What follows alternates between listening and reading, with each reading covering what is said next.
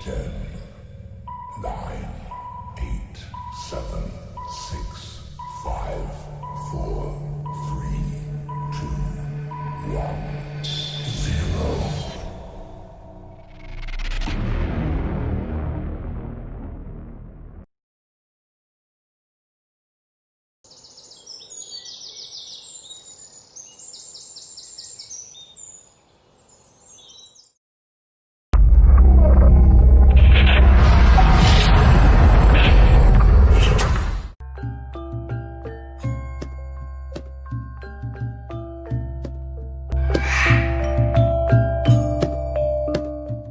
Assalamualaikum warahmatullahi wabarakatuh. Nama saya Alif Irfan bin Azizi. Berasal daripada Sungai Buloh Kuang, Selangor.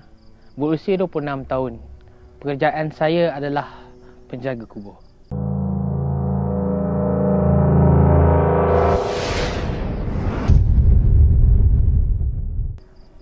Saya menjaga kubur seusia saya 15 tahun lagi, sejak di bangku sekolah menengah lagi. Memang diamanahkan oleh ayah saya, pakcik-pakcik, untuk menjaga kawasan kubur. Tanggungjawab menjaga kubur adalah satu tanggungjawab yang besar, kerana saya perlu memastikan data-data jenazah tidak hilang. Walaupun tidak kira berapa puluh tahun sekalipun, buku rekod perlu saya pegang. Dan sudah semestinya suasana kubur sentiasa kemas dan bersih dan sentiasa teratur. Perbezaan penjaga kubur dan penggali kubur adalah dua benda yang berbeza. Seperti tugas saya penjaga kubur, perlu memastikan data waris bagi dengan betul. Segala urusan sisi mati saya akan uruskan, di mana tempat ditanamkan supaya tidak tertimbun dengan jenazah lain. Berlainan pula dengan penggali kubur, beliau akan mengkafankan, memandikan serta menguruskan jenazah tersebut. Pengalaman pertama saya adalah ketika saya berusia 16 tahun. Ketika itu saya masih lagi di bangku sekolah menengah, dan saya masih lagi menuntut ilmu tentang perkuburan ni. Masih macam baru jinak-jinak lagi lah. Dan itu saya dapat satu panggilan untuk uruskan jenazah pada pukul 10 malam. Dan alhamdulillah jenazah pun selamat dikebumikan, semua orang balik macam biasa. Dan tanggungjawab saya adalah untuk memastikan saya orang yang terakhir meninggalkan kubur, supaya keadaan kubur kemas, cantik, tak ada yang benda yang pelik-pelik berlaku. Ketika itu saya sedang simpan cangkul di stor bangsa, saya ingat lagi ketika itu. Dan pada pukul 11.30 malam, saya terdengar suara tangisan lelaki. Dia jauh, sayup-sayup kedengaran. Dia jauh, saya dengar. Pada tu saya teringat orang-orang tua cakap, kalau jauh maknanya dia dekat. Jadi saya pun beranikan diri macam mencari kat mana suara tu. Ketika itu saya nampak seorang lelaki berbadan besar, memakai baju Melayu, sedang cangkung duduk di hadapan batu nisan. Ketika itu saya cuba beranikan diri saya untuk mendekati susuk badan tersebut. Saya panggil, tapi tak ada orang menyaut. Dan itulah saya terdetik. Pukul 11.30, mana ada orang lah nak datang kubur melawat. Kalau fikir logik pun tak ada. Even saya sendiri yang menjaga kubur tu pun saya takkan datang pukul 11.30 malam, kecuali ada tugas yang perlu saya selesaikan. Dan ketika itulah tak apalah, saya pun memang redha je, percaya benda yang ada tugas saya pergi ke arah objek tersebut. Dan saya menyentuh, saya panggil, abang.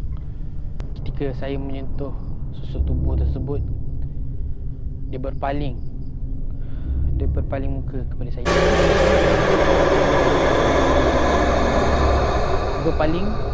Ketika itu saya melihat wajah yang sempurna, badan yang sempurna, tapi tiada mata. Lalu saya panik, saya jatuh kat tanah. Saya lari, ambil motor saya, lari balik, tak fikir apa. Itu bila saya fikir balik, itu adalah satu tanggungjawab saya jaga kubur. Dan itu adalah pengalaman pertama saya. Agak menyeramkan. Ketika itu saya fikir memang saya dah tak nak buat, tapi sebabkan tanggungjawab saya, amanah saya buat.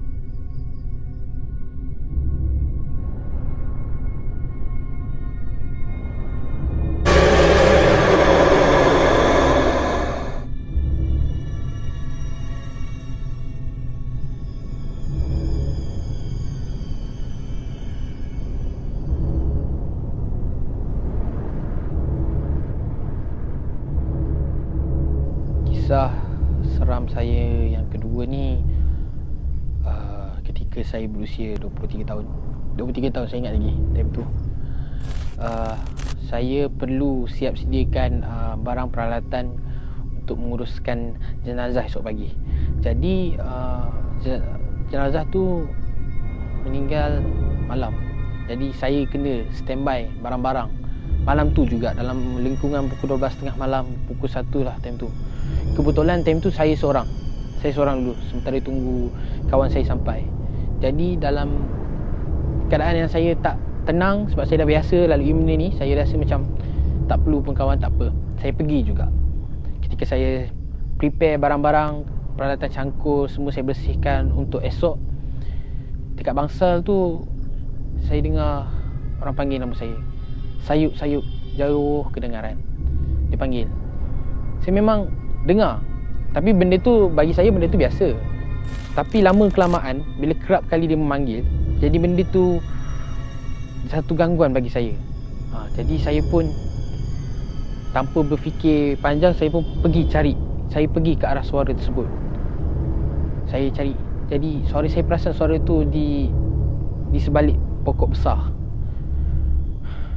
Saya cuba pergi pokok besar tu sebab saya nak tahu, saya ada sifat nak ingin tahu, kita manusia kan, kita ada sifat ingin tahu tu. Jadi saya pergi, saya bau satu benda yang sangat busuk sangat. Saya busuk sangat. Jadi benda tu saya rasa macam saya busuk tu sampai saya tutup tangan saya, tutup telinga hidung saya. Jadi saya macam busuk. Jadi benda tu kacau fokus saya. Saya masih lagi dengar suara tersebut, tapi saya tak tahu apa yang buatkan gangguan nak saya pandang ke atas pokok tersebut. Saya tak nak pandang, tapi disebabkan gangguan yang terlalu busuk, jadi saya pandang. Astaghfirullahalazim.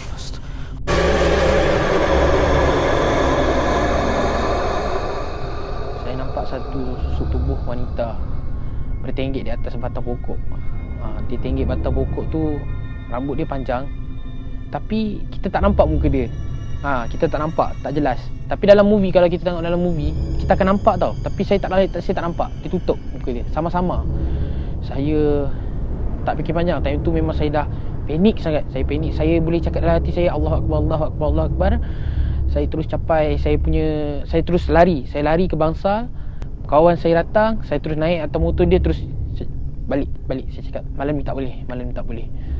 Jadi tu adalah pengalaman saya yang kedua. Tapi benda tu bagi saya adalah benda yang biasa, sebab kita pun tak tahu kan manusia ni macam mana ketika dia hidup.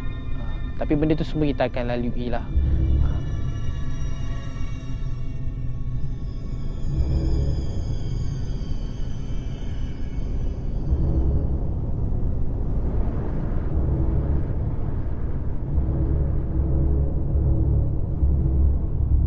Bagi saya, setiap gangguan yang saya alami selama berbelas tahun saya menjaga kubur, tak pernah patahkan semangat saya. Sebab saya percaya saya buat ni kerana Allah. Saya ikhlas. Korang kena tahu satu benda yang pasti, mati tu pasti. Kita tak tahu macam mana kematian kita. Kita tak tahu apa yang si mati tu buat ketika dia hidup. Jadi benda-benda macam ni, benda yang saya rasa benda yang remeh. Makhluk-makhluk yang ganggu tu pun semua makhluk Allah, ciptaan Allah. Setiap gangguan yang saya alami, dia tak pernah patahkan semangat saya untuk teruskan bidang apa yang saya buat ni. Saya suka, saya buat kerana Allah. Saya ikhlas, saya buat ni kerana Allah. Saya percaya kematian itu pasti. Saya tak tahu mati macam mana, keadaan macam mana, dan kita pun tak tahu waktu si mati tu hidup, kita tak tahu apa amalan dia. And benda ni bagi saya benda yang normal. Dia pun makhluk Allah. Kita kena kuat semangat, jaga solat, sentiasa amalkan wuduk. Dan apa jua yang kita buat, mulakanlah dengan bismillah. Sebab kita percaya dengan bismillah itu adalah pembuka segala-galanya. And insyaAllah amalkan ayat kursi. Itu je lah saya boleh cakap. Tapi korang kena kuat. Untuk menjadi seperti saya, menjaga kubur tu bukan benda yang mudah. Betul-betul kena kuat. Macam-macam cabaran saya lalui, tapi percaya, ikhlas kerana Allah, insyaAllah benda itu akan dipermudahkan. Itu je. Sekian. Assalamualaikum.